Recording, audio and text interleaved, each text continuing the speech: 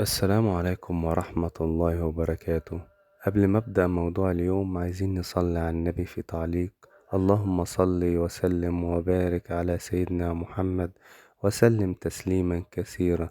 لو انت شفت حد مبتلي أي ابتلاءات، سواء من الشلل، من أي أنواع أمراض، أي شيء فيه ابتلاء لأي شخص، فعايزين زي ما علمنا الرسول عليه الصلاة والسلام عشان ربنا يصرف عنا هذا الابتلاء هنقول: قال رسول الله صلى الله عليه وسلم: من رأى مبتلي فقال الحمد لله الذي عافاني مما ابتلاك به وفضلني على كثيرا ممن خلق تفضيلا لم يصبه ذلك البلاء.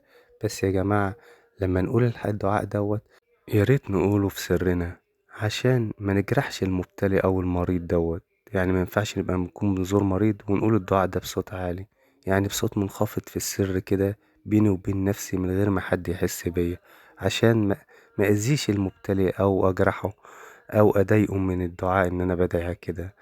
اللهم صل وسلم وبارك على نبينا محمد وسلم تسليما كثيرا.